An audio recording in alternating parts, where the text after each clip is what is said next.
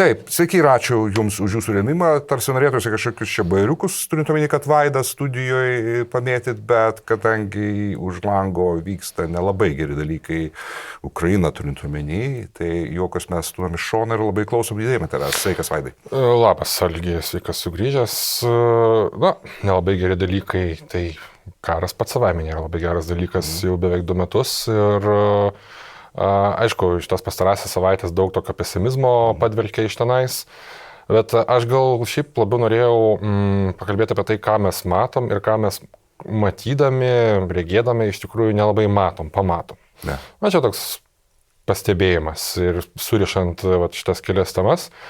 Apie ką kalbu dabar, tai pradėti galima nuo to, kas buvo praėjus šiaip savaitę, to jau sena istorija, tas rusų karo laivas, į kurį pataikyta dar... Karakurto klasės Askoldas. Jo, taip, Askoldas, pavadinimas Askoldas laivas, Karakurto klasė, Karakurtas yra juodoji našlė, voras. Bet visi high-fivina, ploja katučių dėl to, kad jį pataikyta, atėjo nuotraukos, matosi 2 pataikymo žymės. Matyt, nebepataisomai jisai apgadintas, jo taisyti galbūt ir neverta, galbūt ir verta, turint manį, kad tai nėra kaip dauguma kitų laivų, kurie šito karo metu buvo apgadinti arba nuskandinti, tai nėra senas laivas, tai yra pakankamai naujas, tai yra netgi šio dešimtmečio, gerai, ne šio dešimtmečio dabar jau, bet tarkime, pastarųjų kelių dešimtmečių statybos laivas. Rusija apskritai nesugeba pastatyti normalių didelių laivų, tai ką jie sugeba, tai nedidelius, maždaug korvetės dydžio laivus pastaruoju metu ir tik tą gali pagaminti. Visa kita yra modeliai, fantazijos ir šlapi sapnai. Ne. Tai jie šitos laivus sugeba statyti, tai būtent ką mes pamatėme, kad vienas yra iš esmės nurašytas, sunaikintas, pavadinkime taip, bet ko mes nematome? Mes nematome pirmiausiai, kiek iš tikrųjų buvo iššaudyta raketų kokių, ar tai Skalp, ar tai Storm Shadow'ui. Geroji žinia, aišku, yra, geros kelios žinios yra tai, kad pirmiausiai, kad ukrainiečiam iš viso pavyko šitą ataką, turint omeny, kad tai yra ne pirmoji, turėjo rusai pasimokyti, vadinasi, nepristaikė, nepasimokė, prasileido. Tai vienas dalykas. Antras dalykas, kad jeigu jie iššovė mažiausiai 4 raketas, kaip patys pripažįsta, daugiausiai 14, kaip rusai sako, tai kažkur galbūt arba per vidurį, arba iš tikrųjų tos 4 ir tai buvo raketos, bet jie tarp tų raketų turi. Gali šaudyti, gali leisti tokias operacijas, kai paleidžia raketą, kuri varo pakankamai toli į Kerčę, prie pat tilto, tai jeigu tu gali pataikyti į laivą tenai priparkuotą visai netoli, tu gali pataikyti teoriškai ir į tą patį tiltą. Teoriškai, nes vėlgi oro gynybos burbulai vienur stipriau, kitur silpniau veikia. Bet jeigu jie turi tų pajėgumų, jeigu jie šaudo į gerai ginamas vietas, tai jie vadinasi dar turi tų raketų, jie gali jas naudoti ir nėra taip, kad jie saugo, taupo kažkokią tai juodą dieną, nes juoda diena yra kiekviena diena iš esmės. Tai čia kita gera žinia, aišku. Trečia gera žinia, kad apskritai, kad rusai prasileidžia šitą ataką ir kad laivas yra apgadintas nebepataisomai. Bet kur yra, ne tai, kad esmė, bet tai, kas dažniausiai yra pramatoma. Tokių laivų, nedidelių, Rusija pasigaminusi jau yra 13 šiaip jau, iš jų 4-5 realiai tarnyboje, tai vienas jau dabar jau nurašytas, tarkime, bet yra pakankamai nemažas skaičius. Tai Rusijai šiaip savaime kaip valstybė tai yra nedidelis skaičius, labai nedidelis, kuklus. Bet turint omenyje, kad jie iš viso kažką tai gamina ir jie gamina naujai, ir jie iš tų laivų pasigamino pakankamai nemažai, jie jas toliau gamina, 2 paskutiniuosius nurašė, nes... Aš atsiprašau, čia svarbu pažymėti, kad jie kokie be būtų maži, čiagi mažoji korvetė net. Tai čia yra kitas klausimas. Jie neša 8 ar 4? 8 kaliber kruizinės raketas. Tai čia yra būtent tas klausimas, kad labai nedidelis laivas, kurį šiaip nėra lengva pastebėti, aptikti jūroje, jisai gabena kruizinės raketas. Ne 1, o 8. Tai ne visi Europos laivynų laivai apskritai gali gabenti kruizinės raketas, jo labiau 8 vienetus viename laive. Geriausiu atveju, ką turi, tai prieš laivinius harpūnus. Ar kažką tai panašaus iš modernesnių NSM ar panašiai. Tai kai tokių laivų yra pakankamai daug, Baltijos jūroje Rusija jų turi 3 ir dar planuoja turėti, tai kiekvienas laivelis su 8 kalibrais, net jeigu tai yra viena salvė, tai yra jau 8 kalibrai iš netikėtos pusės į tave atvarantis ir tavo reakcijos laikas ir kai nežinai, kur yra vieta pataikymo, iš kur atvaro, tau sukelia papildomų problemų. Vadinasi, tau kiekvienas mažytis Rusijos laivelis iš esmės yra būtinai sunaikintinas taikinys. Tai gerai, kad jisai šiuo atveju buvo uoste, stacionarus taikinys, jį pataikyta, bet norint juos medžioti jūroje, tai vėlgi reikia pasitelkti pajėgumų. Nėra taip, kad tu kiekvieną Rusijos didelį laivą matai, tada gali sutelkti visą dėmesį. Čia yra daug mažesnių laivelių. Tai čia yra šitie du aspektai, kad jie turi tokių laivelių pakankamai nemažai ir jie juos apginklo kalibrizavo, taip sakant, o vakarų šalyse tokių yra nedaug. Vakarų šalyse, netgi tam pačiam amerikiečių laivyne, laivų, kurie yra ginkluoti tomahawkais arba panašiais pajėgumais, su kuriais galima būtų suduoti smūgį sausumoje arba kitiems laivams, jų vis mažėja.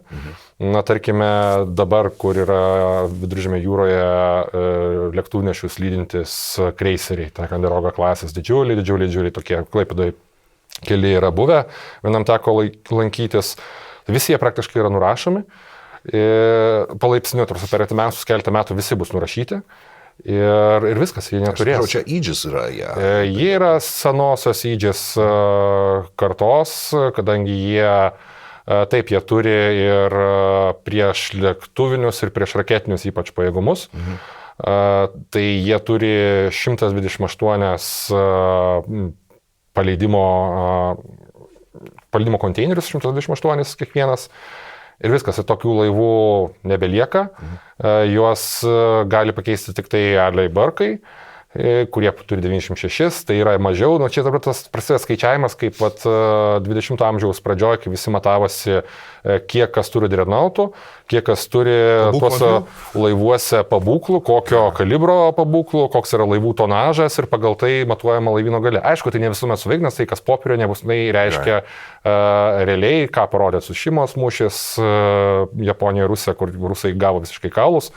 Bet kuriuo atveju tai duoda tam tikrą pranašumą teorinį ir dabar būtent tie raketų paleidimo įrenginiai, kuo tu daugiau jų turi pačiame laive, tuo vertingesnis yra tavo laivas ir jeigu tu tokių daug laivų prikepi su daugiau paleidimo įrenginių, tu teoriškai gali pasiekti kiekybinį ir kokybinį teoriškai pranašumą. Ir šiuo atveju Kinija yra ta šalis, kuri tai puikiai supranta ir kepa vieną po kito, netgi vieną po kito dešimtimis tos laivus. Su daugiau paleidimo renginių tuo metu Europos šalyse praktiškai nulis yra arba po kelis, nes vėlgi šitie paleidimo renginiai, tai jie gali leisti tiek prieš raketinės raketas, tiek pritaikyti gali būti tomahawkams. Bet jeigu tu nei vieno neturi, tai koks skirtumas? Tu turi labai kuklius tik tai pajėgumus gintis ir viskas. Tai šiuo atveju rusai bent jau turi kažką, tai bando kalibrizuoti savo net ir mažesnius laivus. Kitas dalykas, kas mažiau, čia mano paties kaltė, sakyčiau, iš praėjusios savaitės, kai aš kalbėjau apie Zalužno interviu, Economist ir jo paties straipsnį, aš daugiau iš esmės atpasakojau, kas ten buvo, bet mažiau pastebėjau tuo metu vėlgi šitas dalykas, kai tu pamatai, bet iš tikrųjų nematai, kas yra tarp tų žodžių ir apskritai koks kontekstas. Tai dabar, aišku, mes visi jau kalbame apie tą konfliktą tarp Zalužno ir Zelenskio. Allegedly konfliktą, kurį bando visai kaip rusai išskalambyti, tarkime, pasarosiom dienom jau pasirodė deepfake'ai, kur Zalužnas perversmą eina. Tai, aišku, rusai tuo negali nepasinaudoti, čia yra natūralu, bet net jeigu to konflikto tarpusavėje nėra, net jeigu tas karo nuovargis yra labiau juntamas pačioje Zelenskio komandoje, iš kur ten ateina visi signalai, allegedly ir ne-allegedly signalai, kad jisai yra tiesiog užsisklendęs savyje ir jisai tenai mato tik tai pergalę ir visų kitų neklauso. Ir tas apskritai konfliktas tarp jo ir Zalužno, jisai yra, allegedly konfliktas yra jau ne vieną mėnesį tikrai jis egzistuoja. Jisai realiai nuo metų pradžios, kai buvo kalbančio apie tai, kad Zalužną gali nuimti, vietoj jo paskirsti Syrskį, nes Syrskis, kuris šiaip yra nemėgstamas visoje Ukrainos kariuomenėje, bet Zelenskis jį kažkodėl tai mėgsta ir būtent todėl ir Zelenskis, ir Sirskis kartu pasisakė už bandymą išlaikyti Bakhmutą, jį bandė jį išlaikyti ir ta kova buvo betikslė, galėjo atsitraukti, daug resursų iššvaistyta ir paskui tada loginį ryšį veda, kad štai dėl ko ir nepavyko šitas kontrpuolimas, nes labai buvo daug resursų iššvaistyta Bakhmuto gynybai, ką viską galima buvo atiduodant Bakhmutą rusams su mažesnėmis aukomis perkelti į pietinį frontą ir tenai suduoti savo smūgį. Nu, aš iš tikrųjų nežinau, kiek tenai čia reikia žinoti detalės, kurių mes tikrai nežinosime visų, daugiau spėliojimų bus. Aš tai sveiku proto vedinas, sakyčiau, kiek tu ten būtum išsaugojęs brigadų, vis tiek 4, 5, 6 minus kvadratiniam metre, jas lygiai taip pat maitoto, aš turiu minį pietų. Minus taip. Bet pati vadovybė, jeigu yra iš tikrųjų kažkokie tai nesutarimai, jeigu iš tikrųjų yra nemėgstamas vadas, o šitą girdžiu tikrai iš ne vieno šaltinio, kad Sirskis yra nemėgstamas. Sausumos pajėgų. Jisai sausumos pajėgų vadas, kur realiai už nieką nėra atsakingas, bet gali mesti brigadas į vieną ir į kitą pusę, į mėsmalę ir tokio labiau senovinio sovietinio sukirpimo žmogus, kuris užsidėjęs modernę kaukę, vaikšto visas pakazūšiškai raumeningas ir atrodo labai kompetentingas. O iš tikrųjų jam už nugaros juokės. Tai, kai jau viešai tai svarstoma ir tu laikais jo įsikibęs, tai tada bet kokiu atveju yra vienoks ar kitoks įtarimas, kad yra kažkokie nesutarimai, kažkokie tai konfliktai, kas vėlgi karo metu yra natūralu, kai yra didelė streso situacija, kai yra daug kaltų ieškojimas. Dalykų, kas pavyksta, kas nepavyksta, tada ieškai kaltų ir galiausiai Ukraina vis tiek turės už šitą kontrpuolimą dar daugiau nuimti vadinamųjų kaltų. Tai ką Zalužnas interviu sakė, kad iš pradžių galvoja, kad kodėl nesiseka, nes galbūt vadai netinkami, nuima ten batalionų, tarkime, vadą. Bet nesiseka, tai kur problema? Tada, aišku, paaiškėja visai kiti dalykai. Ir mes dabar koncentruojamės į tą tariamą konfliktą, iš viso absurdinę situaciją, kad neva Zalužnas ten mestų kovoje dėl prezidento posto Zelenskiui, kas, mano nuomonė, visiškai nesąmonė, bet kuriuo atveju tai, ką jisai kalba, tai, ką aš šiaip minėjau, bet kaip turi kariauti dabar Ukraina. Tai jisai daug ką pasakė. Ir, logiškai galvojant, jeigu tu nenori atskleisti priešų, taip banaliai šneka, nenori atskleisti priešų savo planų, tu paprastai nešneki apie tuos planus, kaip tu ketini kariauti. Jisai pasakė, kad mums reikia daug dronų, daug FPV dronų, smogiamųjų dronų, nes mes neturim realiai aviacijos tokios, kokią norime turėti, tai čia bus mūsų smūgis iš oro, mums reikia elektroninės kovos priemonių, mums reikia rezervo, viso kito ir panašiai. Tai tu paprastai apie tai kaip ir labai atvirai taip nešnekėtum, jeigu tai čia vadinasi apgaulė kažkokia, iš tikrųjų jisai kažkur visai kitur kažką tai darys. Vėlgi nebūtinai, nes čia nėra kažkoks tai dvigubų dugnų paslėpimas, čia tiesiog yra ta karo realybė, kur su šitais tiek FPV dronais, tiek kitomis priemonėmis akivaizdu, kad Ukrainai viso to reikia. Ir jie bando tai pušinti, jie bando, būtent šitą karą kariauti pagal tai, kaip jį įmanoma kariauti su tuo, ką turi. Čia tai yra mūsų logika, Lietuvos kariuomenė lygiai taip pat yra įskiepėta prieš kokį 10-metį, sakyčiau. Kad mes galime sveikti apie įvairiausius rezervus ir ką tik tai nori, bet mes kariausime tą dieną, kai prasidės karas su tuo, ką turime, tuo, ką mes norime turėti po kelių metų, mėnesių ar 10-mečių. Tai čia prie to dar šiek tiek prieisiu, bet kitas dalykas, kas buvo svarbus paminėtas vėlgi, koks yra viešumoje minimas rusų nuostolių skaičius. Į tų pačių ukrainiečių, ar tai generalinis štabas mini, ar ministerija, ir paskui atkartojame Lietuvos žiniasklaidoje ir politikai atkartoja 300, dabar jau beveik 1000, ne? Ne, jau daugiau, 300 daugiau negu kažkas. Tai 306 000 eliminuotų, ką jie vadina savo statistiką eliminuotų. Zelenskis kalba apie 150 000. 300 000. Ne Zelenskis, Zalužnas, atsiprašau. Jo, Zalužnas kalba apie pusantro. Apie 150 000. Ja. Tai čia galima tada visai kaip vartytis, kipti prie žodžių, kad čia yra eliminuoti, tai nereiškia, kad visi žuvę, kad kai kurie yra sužeisti, paimti nelaisvę arba ten tiesiog išimti iš kovos negrįžtamai. Man atrodo, kad čia tiesiog yra viskas paprasčiau, tai yra tiesiog elementari propaganda, nuo pat pradžių už tą sakiau, visi šitie ukrainiečių patikimi skaičiai, jie yra nebūtinai patikimi, nebūtinai atspindi realybę ir dažniausiai tai yra tai, kas, tarkime, kitų karų metu būtų pavadinta claim, kad tu teigi, kad tu nukoviai tiek ir tiek priešų, tą užrašo į statistiką ir tu tą statistiką paskui sumuoji, pateiki viešai ir štai atsiranda šitoksai magiškas skaičius. Šiek tiek atsakant į klausimą vieno iš patronų, kaip čia ta statistika, kaip kas skaičiuoti. Vat viešumoje ta statistika daugiau mažiau taip ir skaičiuojama, propagandiniai skaičiai, kas yra visiškai suvokiama iš ukrainiečių pusės, bent jau tam tikrą prasme galime suvokti. Tai yra natūralu, jie kariauja informacinį karą, jiems reikia nebūtinai išpūsti priešo skaičius, bet bent jau šiek tiek padidinti. Ir tu patikrinti tų skaičių vis tiek neturi galimybės patikrinti, kita vertus, tu gali patikrinti kitus skaičius arba bent jau būti arčiau tiesos, turėdamas svaresnių argumentų, tai kaip skaičiuoja įvairios organizacijos, tai aišku garsiausia nuo karo pradžios, kuri dabar yra užsidariusi, tai yra Oryxas, kur buvo keli bičiai iš Olandijos ir kurie užsiėmė tą veiklą. Aš pasakė, mes jau pavargom ir baigiam. Taip, nes tiesiog jie nėra galimybių visą laiką tai sekti, nes vis tie skaičiai auga, o už tai nieko negauni. Jie labai tikėjosi, kad kažką tai gausis, buvo daug džiaugų, kad juos samdys vos ne agentūros ir panašiai, bet tai nepasitvirtino. Agentūros turime minėti tiek žvalgybinės agentūros, tiek kokios nors privačios organizacijos, kur norės pasinaudoti, galvat ir nori pasinaudoti paslaugomis, skaičiuojant duomenis kitiems tikslams. Nes kaip skaičiuojami duomenis buvo šitos organizacijos, tai buvo visiškai vizualiai patvirtinti duomenis. Tai yra, tu patvirtini, kad tai yra rusų tankas, o ne ukrainiečių tankas. Ir tu patvirtini kiek įmanoma jo geolokaciją pagal geolokacinio patvirtinimo principas, nežinau kaip tai pavadinti, bet tiesiog tu žinai tas koordinates, kur jisai buvo pamuštas arba paimtas į nelaisvę, užgrobtas, nutraktorintas, tai čia karo pradžioje. Mes pastebėjai, kai buvo linksma karo pradžioje, buvo dainelės apie traktorių, kuris nutempinėjo rusų tanką, kur tos dainelės dabar nebėra, nes pamuštų tokių rusų tankų, kuriuos nutempinėja, labai nedaug dabar yra.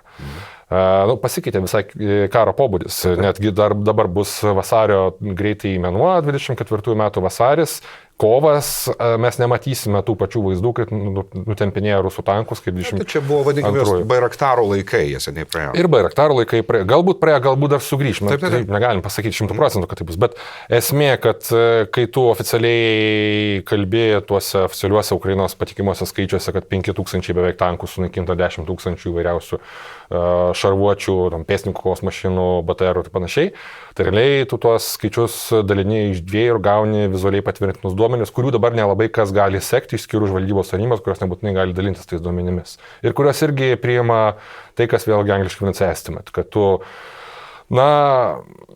naudodamas tam tikras duomenų analizės, gali pateikti tuos skaičius, kiekgi rusai prarado. Nes tu gali analizuoti viešai prieinamus duomenis, tai yra dronų feedus visus, kuriuos pateikia tie patys ukrainiečiai, kurie patys analizuoja, iš to paties Avdijevkos sektoriaus labai galima lengvai surinkti duomenis, bet iš kito, tarkime, sektoriaus pietuose, kur nuo Zaporižė, kiek rusai iš tikrųjų patiria tų nuostolių, tai ten jau su skaičiavimai sudėtingiau, nes čia vėlgi prieinat prie šiek tiek Izraelio karo, dar neperšukant į jį, bet karo gazoje, kad pamušti tanką, tai nereiškia sunaikinti tanką. Ukrainoje tankas, žinoma, dažnai būna taip, kad jis yra pirmiausiai pamušamas, jisai tampa nemobilus, jisai gali degti, geriausiu atveju priešui, tarkime, kad priešo tankas, jisai tiesiog paima, detonuoja visas kovinis komplektas, bokštelis į oro, įgula, velniop ir nebėra tankų su įgula. Tai yra geriausias variantas.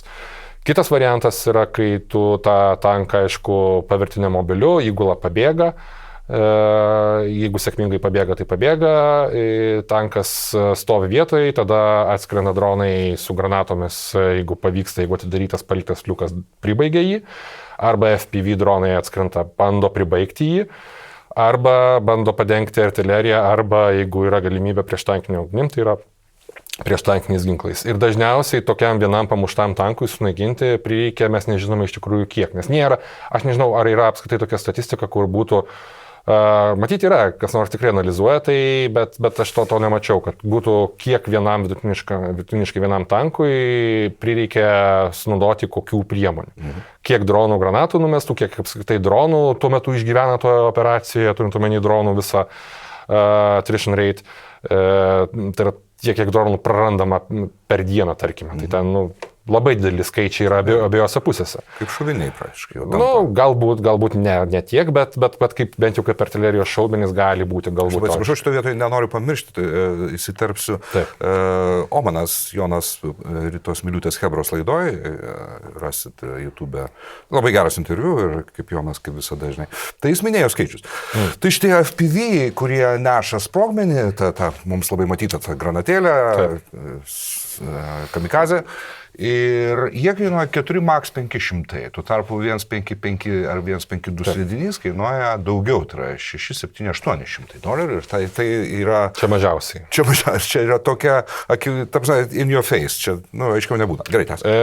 Ir tai nebūtinai yra, taip viskas paprasta, aišku, turint omeny, kiek tų sviedinių šaudai ir kiek tu prarandi droną, nes tu dar kainuoja dronas, ne pats vien tik tai sviedinys, nes droną reikia pristatyti lygiai taip pat kaip sviedinį. Droną pristatyti yra ne tas pats, kas sviedinį pristatyti. O prie drono pririšti RPG granatą irgi ne tas pats, kas sviedinį paleisti iš artilerijos pabūklo, kurį reikia pristatyti, kurį reikia prižiūrėti, kurį reikia... Ir kuris turi attrition rate didelį pabūklą. Ir kurį dar vamzdis dar kainuoja. Tai žodžiu, čia yra obuoliai apelsinai kvadratu. Bet kuriuo atveju, gerai, perinam prie tų dronų, tiek to jau. Tai aš tave pertraukiau, sorry, labai aš nenorėjau... Ne, bet gerai, nes tiek logiškai yra dronų tema. Nes čia yra viena populiariausių iš to karo tema ir vėlgi tai, ko mes nematome matydami, tiksliau tai, ko mes nematome žiūrėdami, gal tiksliau reikėtų taip sakyti, buvo visai neseniai irgi ta ataka prieš dronų mokyklą Donecke. Haimarsų sėkmingai atakuota dronų mokykla Haimarse. Vėlgi visi džiūgauja, sugriautas pastas, ten žuvo kažkiek karių, Pirmas klausimas. Wait, what? Dronų mokykla? Donecke? Tai dabar įsivaizduok. Dronų labai juokinga, jo, ne? Bet ta prasme, Rusijos armija, kaip jinai pažengė nuo tos 22 metų vasario, visų šitų kerzavotų judančių kolonom begalvių, kurie nemato nieko ir gauna artilerijos ugnį ant savęs, iki dronų mokyklos kažkokiam tai Donecke. Kiek tokių dronų mokyklų apskritai yra Rusija užfrontėje, pafrontėje, pačiame fronte, kiek mokosi žmonės kokiais lygiais. Ir tai nėra, aišku, Rusijos vien dalykas, tai yra pirmiausia ir ukrainiečių. Ukrainiečiai lygiai taip pat labai daug įdarbina žmonių, mobilizuotojų ir netgi civilių, kurie yra aukso vertės. Tai, ką sakoma, jie gali būti žmogeliukai, kurie fiziškai neįgalus, nebūtinai fiziškai negalę kažką turintis, bet tiesiog jie nepraeitų fizinių reikalavimų kariuomenę patekti, bet jie užsideda savo akinukus, jiem yra 19 metų ir jie gali meistriškai droną valdyti, nes jie tai darė galbūt nuo 13 metų kaip vaikai, kai žaidė dronų lenktynėse ir dabar jie su to dronu, kaip kompiuteriniuose žaidimuose, jie gali suduoti smūgį tankui, išvesti iš rikiuotės arba sunaikinti negi vertingą priešo techniką, negi į apkasą atvaryti. Tarsi tokių vaizdų, kokie dabar yra, visa tai prieš vos keletą metų te buvo žaidimai. Dabar tai yra visiškai nežaidimai, dabar tai yra realūs nuostoliai, dideli nuostoliai kare, attrition rate'as, aišku, labai didelis pačių dronų, bet šitų žmonių, kurie valdo dronus, jie yra aukso vertės, jų vertė dar labiau auga, nepaisant to, kad jų kepa vis daugiau. Ir jų bus vis daugiau ir kiekvienas, tarkime, Ukrainos kariuomenės skyrius realiai, ar skyriaus vadas turi prie savęs priskirtą dronų operatorių. Jis nebūtinai pats supranta, kaip naudotis tuo dronu, bet jisai tikrai žino jo galimybės, jo privalumus, trūkumus ir jisai žino, kad jisai gali kreiptis į savo dronų operatorių ir jisai tą užduotį galbūt tikėtina įvykdys sėkmingai. Žvalgybos užduotis arba smogiamoji. Kažkas labai gražiai, vaizdžiai pajokavo, kad ne už kalnų laikas, kai šaulys vietoj po vamzdinio granatsvaidžio turėjęs po vamzdinį drono paleidėją. Labai tikėtina. Aš labai norėčiau pakreipti šitą temą, šitą pajokavimą į kitą pusę, kad Lietuvos šaulių sąjungos narys šaulys, kiekvienas šaulys, gerai, kiekvienas šaulys nerealu, būkim visiškai, bet nebūtinai, būtent nebūtinai kovinis, ne. Nes tu gali būti, šaulys su pilvu, aš ne šaulys, bet su pilvu. Bet tu gali būti 19-metis, negi 17-metis. Be pilvo ir be kovinio pasiruošimo. Bet tu gali mokėti valdyti droną ir tu gali mokėti analizuoti dronų informaciją, tu gali pastebėti tai, ką jisai nufilmavo. Jeigu tau dar iš viso mokai naudotis Palantir arba kita duomenų analizės sistema, tai iš viso lobis. Tu gali analizuoti duomenis ir pateikti vadui ir tu gali nuimti krūvį nuo to žmogaus, kuris šiaip jau yra tarnaujantis, statutinis pareigūnas, kuris yra kovinis šaulys ar panašiai. Ir tu jam gali suteikti aukso vertės informaciją. Tai aš labai norėčiau, vilčiausi, kad, tarkime, šitas dalykas būtų išvystytas būtent tiek, kiek metų kalbama taip generiškai, Šaulių sąjunga gali tą, Šaulių sąjunga gali ne. Puikiai įrodė savo vertę, universalumų Šaulių sąjunga per šituos pastaruosius keletą metų nuo pandemijos, migracijos krizės suvaldymo ir panašiai. Ir kiek mes teorizuojame, plepame viešoje erdvėje tuščiai, aš tikiu, kad jie šitą rolę savo galėtų puikiai išplėsti, jeigu vėlgi tik taip atitinkamas būtų dėmesys. Aš nelabai nenoriu pakreipti iš tos temos, kad valdžia nieko nedaro, jeigu būtų dėmesys. Čia toks tipiškas rusiškas, jis pasakius, kalbėjimas, bet jisai pas mus yra persimelkęs per 10 metų. Aš užsirašiau tai kaip vėliau klausimą, bet kad jau dabar prabilai, kaip tu manai, nuoširdžiai, ar mūsų kamas supranta, kad dronų proftechai turėjo būti jau vakar pradėti? Aš perinu prie šito klausimo, nes čia viskas yra eiliškumo tvarka, pas mane taip ir užrašyta, dronų mokyklos Donecke, o ką mes? Pas mus yra tas, o ką mes. Mes puikiai atsimename tas OKMS, tai buvo krašto apsaugos ministro įrašas, vienas iš įrašų kiek anksčiau.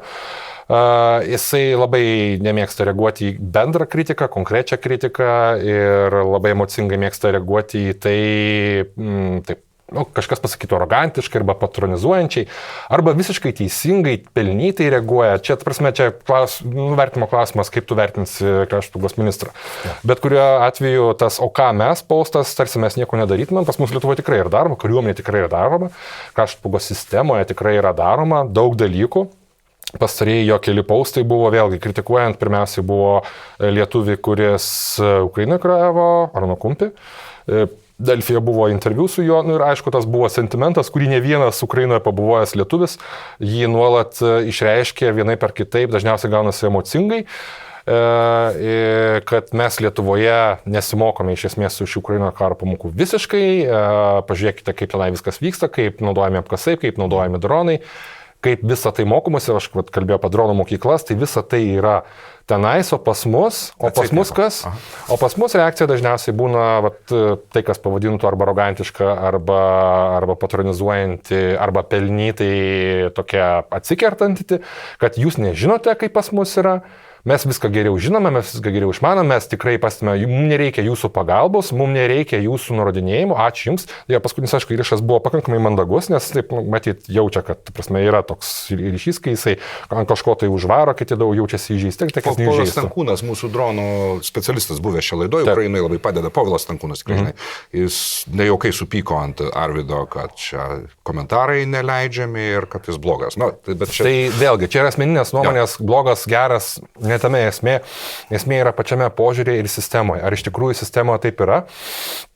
Tai čia gali pakomentuoti tik tai tie žmonės, kurie yra sraigteliai sistemoje, tai yra Lietuvos kariuomenės kariai, karininkai, kaip yra su dronais. Nes keli esminiai punktai jo įrašuose buvo dažniausiai atsikartama generinėmis frazėmis, kad tai pas mus yra dronai, pas mus yra dronų, pas mus yra įsigijimai, numatyti įsigijimai. Ir čia tam tikrą prasme atkartojamas ir kariuomenės vadas, kurį aš kalbinau, tai jis irgi pabrėžė, užfiksavo kelis dalykus, čia prieš mėnesį ar kelis mėnesius. Pirmiausiai, kad prioritetas kitais metais vėlgi dronams, antidroninėms sistemoms, tai yra taktiniai žvalgybos dronai, mikrodronai, antidroninės sistemos, bet visą laiką klausimas susiveda ne tik tai, kad į pinigus, bet ir įsigijimo kiekį, kiek yra įsigijama, turint omeny Ukrainos karo paveikslą, tai ten masiškai naudojama ne tik todėl, kad yra didelė šalis, pas mus mažesnė, vadinasi, mus mažiau būtų naudojama, nebūtinai. Bet ir todėl, kad tiesiog tų dronų paplitimas yra toks populiarus ir toks taip pažengęs savo sistemą naudojimą, dronų mokyklos, operatoriai, perdavimas, keitimas informacija su civiliais, analizė. Ekosistema. Jo, tarkime, šitą dronų ekosistema yra taip pažengusi, kad pas mus klausimas, ar iš viso tokia egzistuoja, nes jos dalys yra skirtingose daliniuose, bet tai yra vienetai, tai yra per mažai. Ir kai sakoma per mažai, dar visą laiką reikia žiūrėti į būtent personalą, nes tu gali prisipirkti belinkiek dronų įvairiausių ir brangiausių pagal atitinkamus reikalavimus. Mes sakom, nepirksime kiniškų dronų, nes tokia valstybės politika. Dabar įsivaizduok situaciją karo metu, ar dalinio vadas, kuriam savanoriai sumeta ant dronų arba padovanoja droną, jisai nenaudos tų kiniškų dronų. Aišku, jisai naudos. Nebent bus, koks nors vėlgi įsakymas iš viršaus, kur institucijoje, ar tai kariuomenėje, arba labiau tikėtina koje ministerijoje, departamente, nesakau, kad taip tikrai būtų, ar kad taip tikrai bus, bet tikrai tikėtina, kad taip galėtų būti, yra koks nors surauktakelinis biurokratas, kuris aklai vadovaujasi savo šitą instrukciją, pagal įstatymo raidę aklai, negalima naudotis, ir tada nuleidžia įsakymą dalinių vadams, jeigu jūs taip darysite, lauksite nuobodų, vieni dalinių vadai išsigąsta, kiti slepia ir mes gauname nesąmoningą situaciją, kai mes galime naudotis pajėgumais, bet jisai tiesiog pūva, nebūtinai pūva ar rūdyja, bet tiesiog juo negalima naudotis, nes yra toks įsakymas. Kodėl? Fuck you, that's why. Toks yra atsakymas. Nes, ir mes tokių pavyzdžių, tarkime, turime sistemoje, pavadinkime tai sistema, policijoje.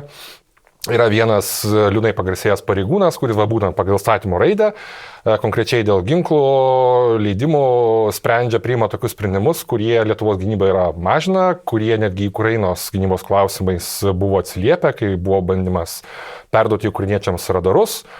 Ir tie radarai buvo aptverti policijos top juosta, negalima, nes čia yra ginkluotės sistema, čia yra ginkluotės vos ne kažkoks pažeidimas eksporto ir panašiai, taip toliau, grinai dėl statymo raidės. Tai tokių himelštosų visose šalyse visais laikais būna ir tikėtina bus. Tai klausimas, kaip su dronais situacija tokiais atvejais būtų realybėje Lietuvoje karo metu. Nes mes galime įsigyti daug modernių, mes galime pasigaminti, vėlgi tas dėjavimas lietuvių, mes galėtume pasigaminti mūsų pramonę, taip galima. Investicijos, kryptingos, užsakymai ir taip toliau, vis tiek gausis kažkokie tai kiniški komponentai, nereikia čia kažkokių pasakų sekti, bet kuriuo atveju mums reikia masės, mums reikia čia ir mums reikia dabar tai, ką tu klausi, mums reikėjo tai prieš porą metų, taip jau reikėjo, pas mus labai lėtai procesai, bet tai natūralu instituciniai procesai visą laiką taip gaunasi, kad jie visą laiką lėtai vyksta. Netgi karo atveju, karo už sienos atveju, netgi pripažįstant, kad mums yra ateities grėsmė. Ir net jeigu kalbame, kad jeigu šitas karas, kurį kariauja ukrainiečiai, nebūtinai yra toks, kokį mes kariautumėm, mes nekariautumėm apkasų karo, mes nė velnio nežinome, kokį mes karą. Ukrainiečiai nemanau, kad manė, kad jie kariaus apkasų karą 22 metų vasario 24 arba kovo 24. Kai jau buvo rusai visiškai pasistumėję, bet jie buvo daužomi per visus galus.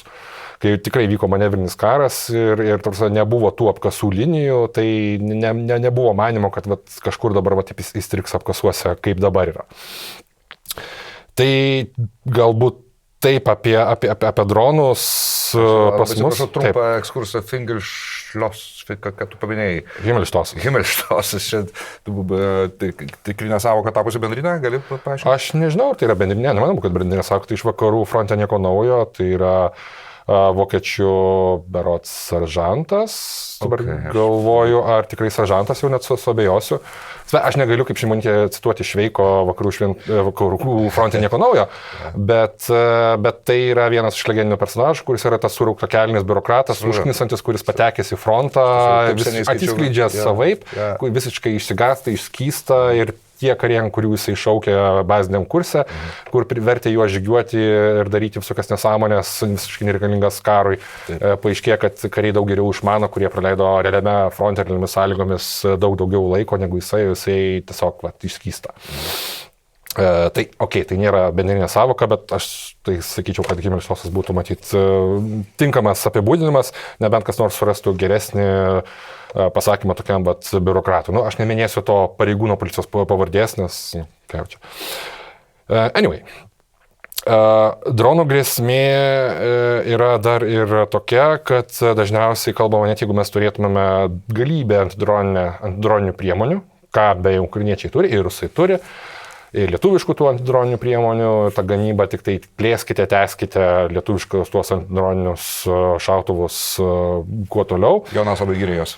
Jonas labai juos giria ir ukrainiečiai juos labai giria. Reikia suprasti, kad kare visą laiką vyksta žaidimas, tu parodėjai, priešas pasimokė, priešas sugalvoja kontrpriemonę ir tų kontrpriemonių rusai tikrai turi, jau dabar turi. Jie jau dabar daro dronus, kurie atsparesni džeminimui, tai yra ir šitiem lietuviškiams džemeriams slopintuvams ir ukrainiečiai, aišku, lygiai taip pat gamina tūkstančiais dronų, su kuriais galėtų smogti Rusijai per šią žiemą, ar tai pačiai Rusijai, ar tai fronte esantiems rusų kariams, nes dronų įvairių ir bepiločių orlaivių yra įvairių. Bet kalbant apie tas apsaugos priemones, tai nėra universalumo, nes nėra masės. Kai mes netgi kalbant apie sąjungininkus Lietuvoje, kad ir kiek mes įsigytumėm antidroninių priemonių, to užsakymų tai bus nepakankama. Nes tai visą laiką turi būti miksas, tai turi būti ir kinetinės priemonės, tai tie patys gepardai arba jų atitikmenys kažkokie tai modernesni, kurie dabar tik tai yra embriono stadijoje praktiškai arba dar nėra masinėje gamyboje. Jų poreikis yra didelis visoje Europoje, ypač pafrontės valstybėse. Mobilios oro gynybos priemonės, nešiojamos, lygiai taip pat didelis poreikis, pasiūla nėra didelė ir mes turime tų priemonių, bet mes jų neturime tiek, kad mes galėtumėm tą visą spragą savo turimą užpildyti, bet jų neturi realiai niekas Europoje. Jie visą tai yra užsakymo, visą tai yra į priekį, kelių metų į priekį. Jeigu, tarkime, įsivaizduojame, kad karas su Rusija, NATO karas su Rusija, hipotetinis karas kol kas, bet vis tikėtinas labiau, vyktų už kelių metų ar 10 metų, tai per tą laiką daug dievės spėtume pasigaminti tiek, kad tai dar būtų vienas dalykas, efektyvios priemonės, kurios būtų atsparios tom priemonėm, kurios dabar mažina efektyvumą ir kad jų būtų masė pakankama, kad ją galima būtų nuolat papildyti, pakeisti, tęsti gamybą ir kad, žodžiu, patys arba dronai, arba kitos priemonės, kokios jos bebūtų, kam taikomos kontrpriemonės, jos neviršytų šitų kontrpriemonių skaičiaus.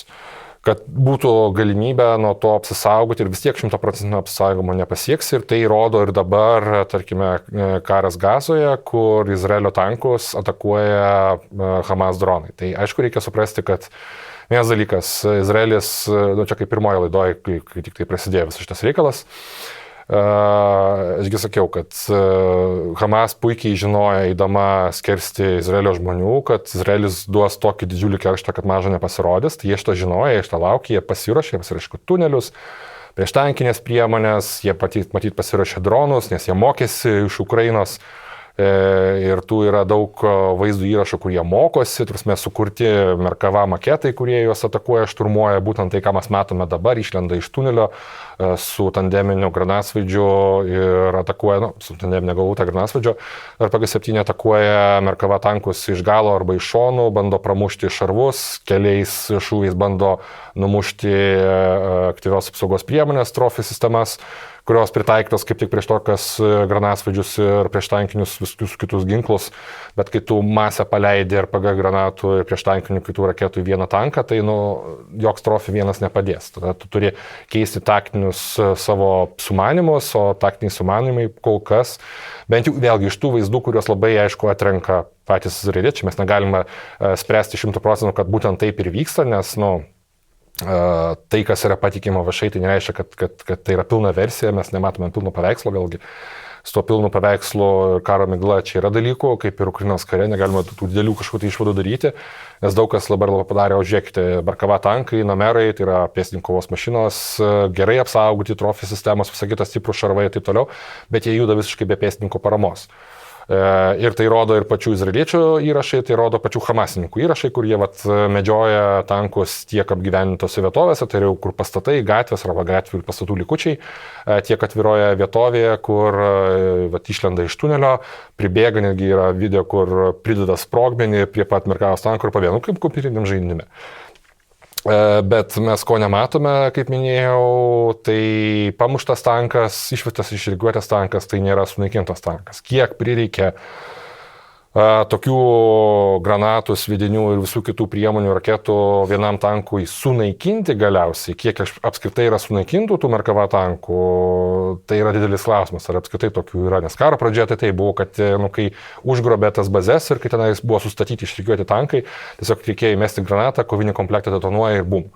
Ir praktiškai sunaikintas tankas, bet Izraelis nekartą savo karuose įrodė, kad gali ir turi labai gerų gebėjimų, patirties, žinių, kaip remontuoti tankus labai greitai mūšio lauko sąlygomis. Tai jeigu Ukrainos, mes negalime lyginti 100% Gazos ir Ukrainos, nes kokia Gazos yra teritorija šiuo atveju, mes net negalėtumėm lyginti Izraelio arabų karų, nes vėl kitas laikotarpis, net dabar, jeigu tarkime vyktų tame pačiame, tose pačiose fronto linijose, vis tiek tai yra mažesnė erdvė negu Ukrainos.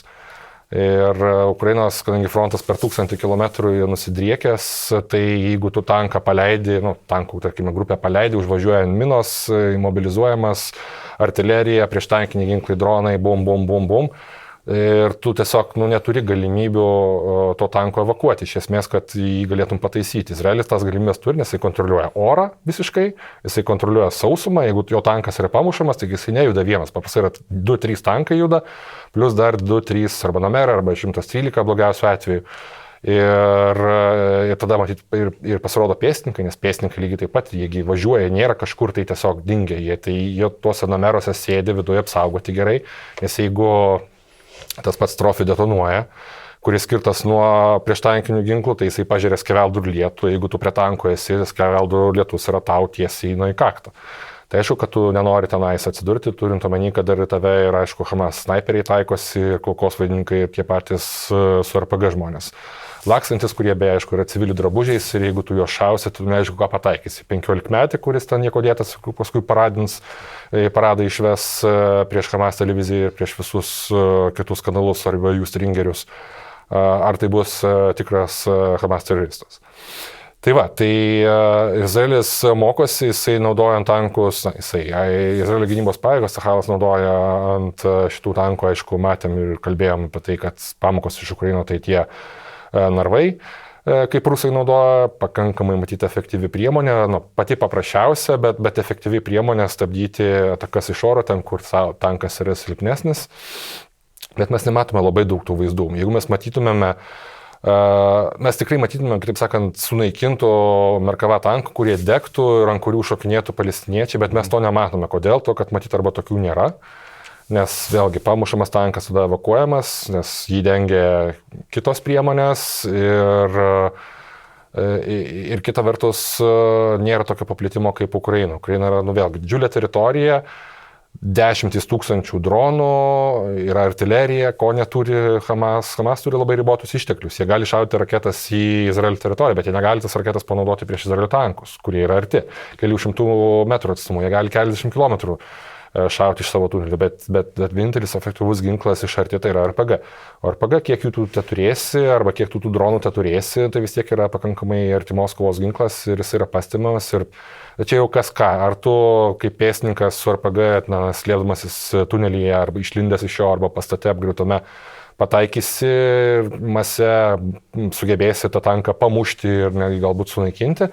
Arba, kas labiau tikėtina, tave pastebės pirmą, netgi po pirmojo šūvio tave pastebės ir tave nukals. O čia nėra kompiuterinis žaidimas, kad tu responini kažkur tai ir tada vėl bėgi pasirinkęs visai kitokį ginklą. Ne, viskas, bum ir kapėts, ir net paskui 72 mergelės, o tiesiai į pragarą. Taip. Tai, matyt, ir plus tavo resursas žmogiškas, jis taip pat lygiai taip pat yra baigtinis. Kai Izraelis dabar yra apsupęs Gazą, jau yra atkirtęs Gazos miestą ir pagrindinius tenai tas šautinės gyvenvietės, yra tie, aišku, koridoriai į pietus, kurie bent jau iš kelių video matosi, kad veikia.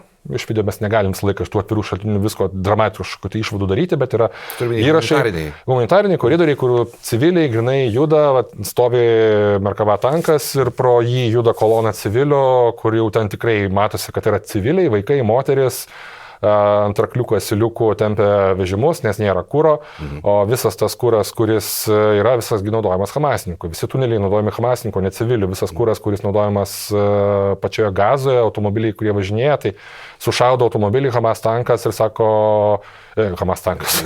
Izraelio tankas sušaudo automobilį, kuriame civiliais drabužiais sėdi jaunuoliai, atbėga operatoriai, filmuoja, fotografuoja, va, Izraelis įvykdė karo nusikaltimą. Laukite, kas čia per Hebrą šitam automobilyje sėdėjo? Aišku, ginklų nebėra, nes ginklų labai greitai dingsta, taip kažkaip stebuklingai. Bet tai, kas Gazoje šiuo metu gali važinėti su automobiliu, turint omeny ribotus kuro išteklius? Reperiai. Tai matyti reperiai, kurie važinėja drive-by shootingą daro. Tai, čia daug tokių niuansų yra ir kol kas Izraeliui šiaip, bendrai ką aš noriu pasakyti, kol kas Izraeliui karinė operacija sekasi. Tiesiog problema jiem yra tas tarptautinis spaudimas, amerikiečių nenoras, aišku, kad šitas išplistų ir didelis spaudimas iš kitų musulmoniškų valstybių. Turkija ta pati, daug tokio negatyvo eina ir aišku vakaruose visos tiek imigrantų, turime musulmoniškų imigrantų visuomenės, tiek persmelkusios to čia gevarinio leftizmo universitetinės bendruomenės, siaubingas antisemitizmo kažkoks tai, nežinau, gaivalas yra ne tik tai gatvėse vakarų Europos miestuose ir Amerikos beje. Aš nesileisiu leftizmus ir panašiai, bet akivaizdu, kad tai yra baisu, siaubinga, šlikštu ir koktu. Pas mus tai randasi jau siaubas. Pas mus to tai palyginus, tai visiškai vienetai nedaug, gal palaukim, gal nelaukim, nežinau, bet kol kas tikrai yra labai nedaug. Bet aš nekalbu tiesiog apie tai, kad už Palestiną, nes už Palestiną galėtų būti kiek tik tai nori. Bet tai, kai žmonės vaikšto ir nuo stulpų, su peiliais šlėšo tų pagrobtų izraeliečių vaikų ir moterų nuotraukas ir paskui grasina tuo peiliu užkapoti tuos izraeliečius, kurios kapina ir actually žudo žmonės, nes jau yra kelios aukos Amerikoje, kai nužudė izraeliečius arba, ne izraeliečių žydus, man atrodo, tiesiog Amerikos žydus, vien dėl to, kad jie kitokią nuomonę pareiškė. Ir ta prasme, visi šitie smagūs žaidimai su pro-Palestine, kaip jie gali baigtis. Nebūtinai jie taip baigėsi, bet kaip jie gali baigtis, kai tavo indoktrinuota galvelė ir ne vienas iš tikrųjų video yra, kur tie žmonės yra filmuojami, nieko su jais nedaroma, jokia policija nieko prie to neprisikiša. Galbūt tai pasikeis, galbūt bus daroma, bet, aišku, žmogžudystės atveju tai turėtų būti daroma, mes tiesiog apie tai nežinome, mes matome tą patį veiksmą, kur daug sulaukia reakcijų, bet mes nematome pasiekmės paskui, ko sulaukia. Bet iš tų tokių, iš to viso to antisemitizmo tos bangos yra pakankamai baisu ir kokia yra Izraelio reakcija į tai, jinai irgi yra... Aš negaliu sakyti 100%, kad jinai yra baisi, bet pakankamai baisi, nes aš nemačiau dar tos reakcijos savo akimis, bet Izraelis visame pasaulyje dabar primena, kodėl šitas karas prasidėjo, nes daug kas užmiršo, kodėl šitas karas prasidėjo. Ne šiaip čia, kad sugalvoja Izraelis pabombinti Gazą, kad sukurti kažkokius koridorius, negalima taip daryti, paliaubos, visi šaukia, ne? Kodėl jisai pradėjo? Bet o kas įvyko, kažkaip žmonės paima ir atkirta šitą, nemato priežasties ir pasiekmės ryšio. Nemato, kas įvyko spalio 7 dieną. Būtent. Ir net jeigu whataboutismu kažkaip tai bandoma tai pridengti, aš smerkiu visą tai, kas įvyko spalio 7, kas įvyko, tai įvyko ten blogi dalykai. Kokie blogi dalykai? Tai Hamas atėjo teroristai ir žudė 1400 izraeliečių, iš kurių yra virš 1000 civilių, moterų, vaikų ir taip toliau. Šeimomis. Ir Izraelis dabar po visą pasaulį diplomatams, politikams, atrinktoms bendruomenėms, žmonėms rodo nesukarpyta, necenzuruota versija visų šitų žudynių, kurios yra aš šito einu tave gal irgi pakėliau. Nufilmuotos būtent šitais kameromis, savo stebėjimo kameromis, pačių hamasininkų kameromis. Visa tai, ką jau matė dalis žmonių, Knesete žmonės, kur verkė apsivėmė ir panašiai, siaubingi kadrai. Ir pagrindinis klausimas, man tai tokiu atveju kyla, kam tai rodyti, turint omeny, kad visi, kurie tai arba matė, arba žino, tai jie tuo tiki, o tie, kurie to netiki, nematė, nenori matyti, jie to nepamatys, bet kokiu atveju tu jo neįtikins. Tai tu nori pašiurpinti, tu nori emociją kažkokią tai sukurti tiem žmonėms, priminti, dėl ko mes kaunamės, yra tas antro pasaulinio karo motyvas. Buvo amerikiečių propagandinis filmas 42-45 metais, kuriamas dokumentinis ilgas Why We Fight vadinasi. Vat norint parodyti, kodėl eiliniam Jankiui ten iš Ohio, kodėl tu turi Vokietijoje būti, arba nebūtai Jankiui, kad iš Džordžijos, tarkime, žmogelių kaimiečių, kodėl tu turi būti Vokietijoje, už ką tu čia turi kautis. Ir jis 45 metų balandį patenka į koncentracijos stovyklą ir pamato tą vaizdą ir tada vokiečių civiliai už Kupros vedami į tą koncentracijos stovyklą arba mirties stovyklą. Yra skirtumas, šiaip žmonės pamiršta, kad buvo koncentracijos, bet ir buvo mirties stovyklos. Aišku, mirties stovyklos daugiau visos buvo Lenkijos teritorijoje. Ne tik tai Lenkijos, Ukrainos, man atrodo, teritorija, bet tos didžiosios baisiosios, tai kur žmonės buvo atvežami tiesiai į dujų kamerą. Jie ten negyveno, tiesiog tiesiai į dujų kameras ir konvejerių žudomi buvo. Tai kai tu pamatai visus šitos vaizdus ir tu tempi vokiečių civilius, rodai, va, kad tavo tautiečiai padarė, tai this is why we fight. Ir lygiai dabar Izraelis bando šitą šoko terapiją, tikriausiai iš to nekrofilijos seansų, žmonės priversti prisiminti, dėl ko šitas kilo. Aš nesu tikras, kad tai yra geriausias būdas, nes man nereikia to prisiminti, aš puikiai tai žinau, puikiai tai prisimenu, aš mačiau dalį tų vaizdų, necenzuruotų ir, ta prasme, tai nėra kažkas tai to, kuo papildomą reikėtų motyvuoti. Ir turint omeny, kad vėlgi tų pačių, kurie protestuoja gatvėse prieš Izraelį, kurie antisemitinius išpolius rengia, plėšo plakatus tų įkaitų, tu jų neįtikinsi tuom. Nes tiesiog yra idiotai. Taip tiesiai šviesiai pasakysiu idiotai, nes gatvėje kažkokios tai kvankos klausia, tai jūs už ką pasisakote, už Palestiną nuo upės iki jūros? Jo, nuo upės iki jūros, nuo Jordano iki Viduržemio jūros. Čia reikia, žiūrom, gal nežinau, kad čia yra tiesiog Izraelio eliminavimas. Tai yra Izraelio ir o tai ką su Izraelio, su izraeliečiais daryti? Tai jiegi visi iš kažkur tai atkeliavę. Tai kur juos atgal? Tai varyti atgal. Tai į Libiją, jo, į Etiopiją, jo. Į kur dar? Į Sovietų sąjungą. Į Sovietų sąjungą, jo. O tai čia nėra genocidas biški? Gal, jo, bet ne.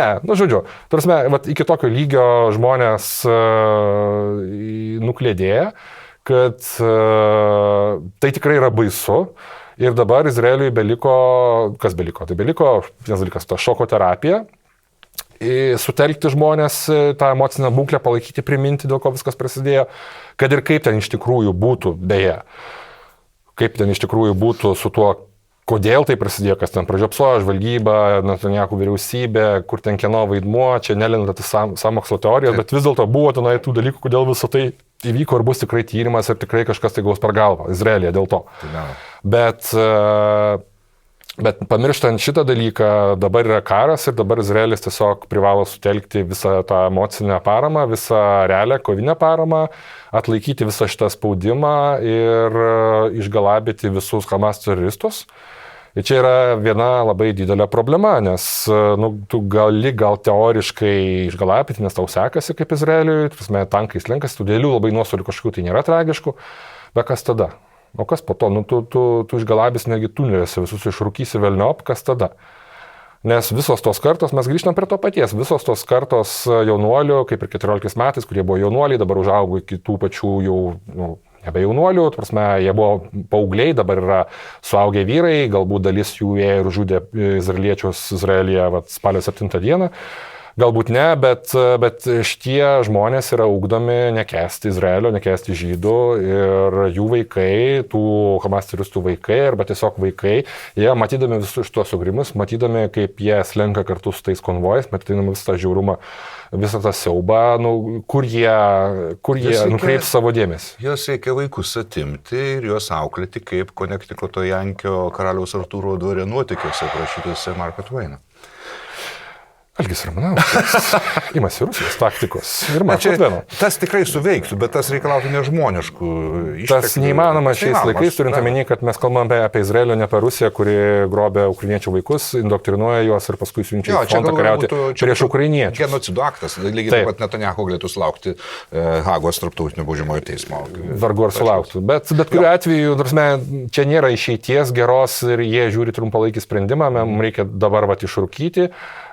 teroristus grinai, tada grįžta civiliai, jie užauga nauja karta ir mes vėl turime tą patį iš naujo, nebent kažkas per tą laiką sugalvos kažkokį tai naują stebuklingą receptą, kur nebus. Gerą saldainį. Nu, geras saldainį vakarų krante nėra kažkokio tai gero saldainio ir mes turime tokią pusiau skustą, pusiau ulto situaciją, kai yra Izraelio nauja kūrėjai tenais, tūkstančiai jų. Taip.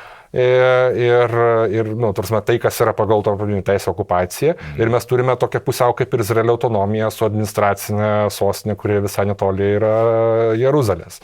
Bet mes neturime to, kas buvo sutarta apie dviejų tautų valstybę.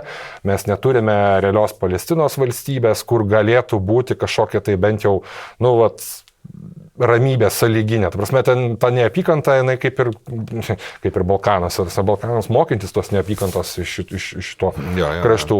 Bet tos neapykantos, jeigu bus, gal jinai nebūtų tokia, kaip jinai dabar spalio 7 pasireiškia. Bet nėra to noro iš Izraelio daryti, nebuvo to noro tokio daryti arba autoriteto daryti iš palestiniečių vadovybės, kokia jinai bebūtų, nes neturi praktiškai jokio autoriteto. To paties palestiniečių tos administracijos vadas Abasas, jo kortežas buvo apšaudytas toje pačioje vakarų krante tų pačių hamasininkų. Tikėtina, kad hamasininkų. Tai, apie kokią mes galime kalbėti ilgalaikę... Iš tikrųjų prakeikta žemė, ir viskas. Na, ką galim pasakyti? Aš tai matau tą, jeigu leisi man įsitarti, aš matau tame neišvengiamą ciklą.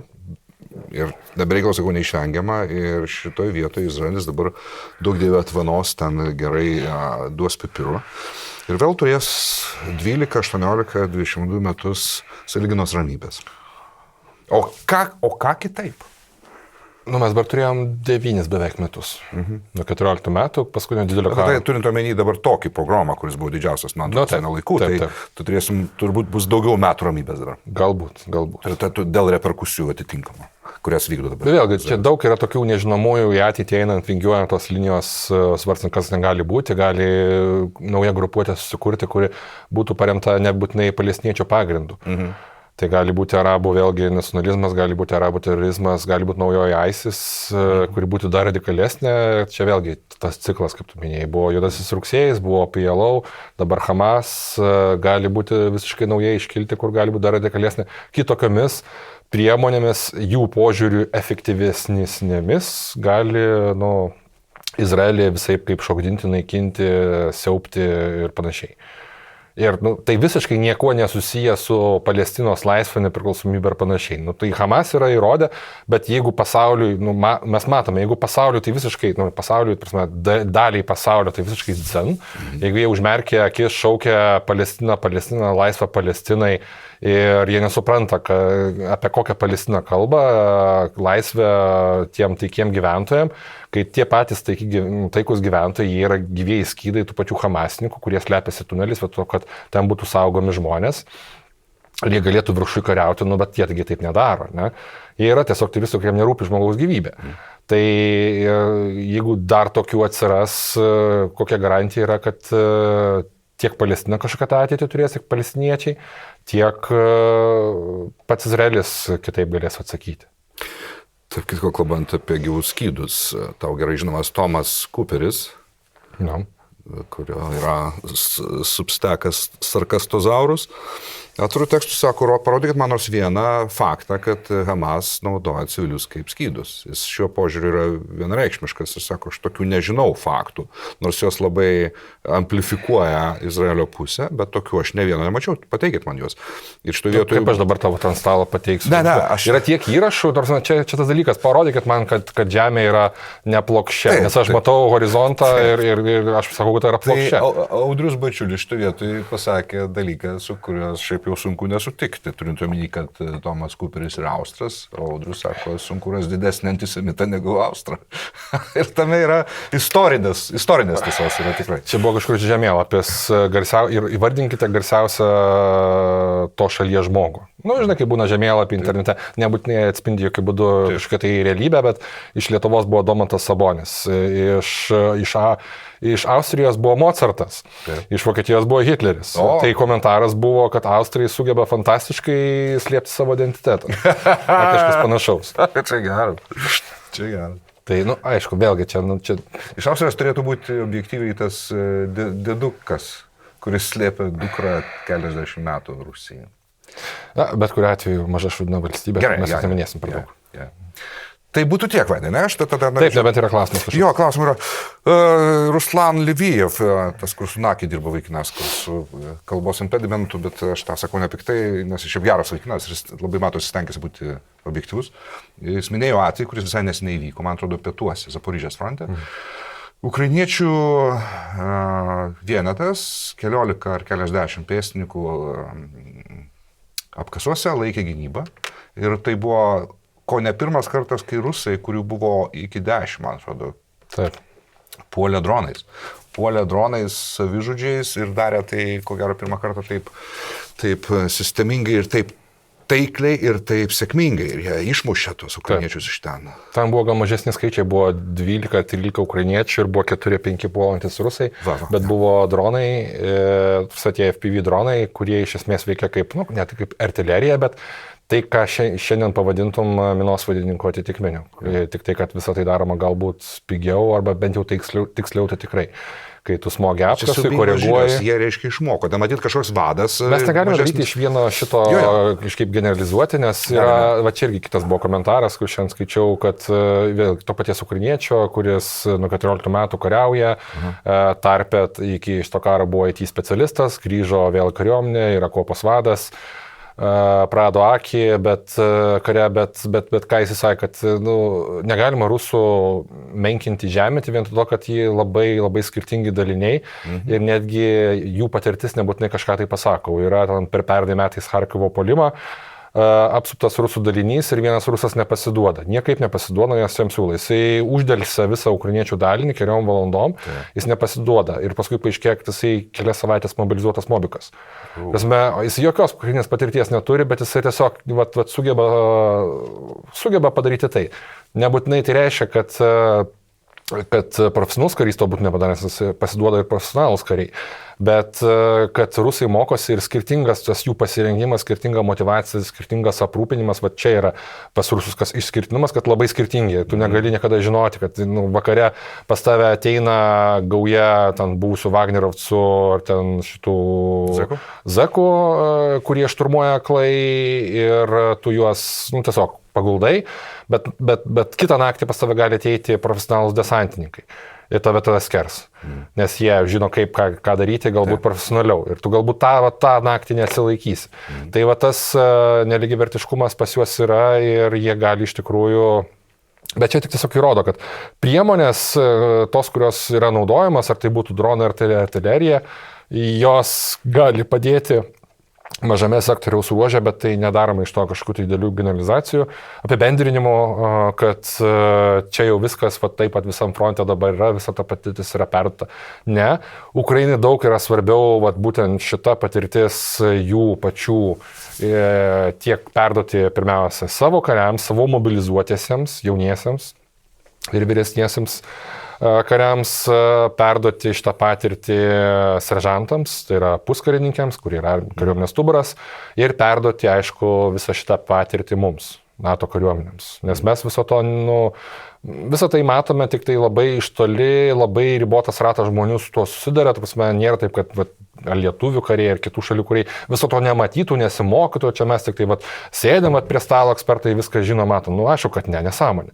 Žmonės ir Lietuvos kariuomenė, kitose kariuomenėse, jie visą tai mato, žino, bet tų žmonių ratas, ar jisai persismelkia į mokymus ir doktriną, ar jisai pakeičia kažkaip tai dramatiškai tą paveikslą mokymų, ir jis yra pritaikomas realiai, realistiškai.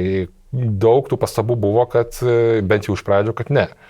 Ir kad dabar pamažu situacija keičiasi, bet kaip jinai dramatiškai keičiasi, kaip ta pamoka iš karto identifikuota, jinai persismelkia ir ateina iki eilinio kario, netgi šauktinio.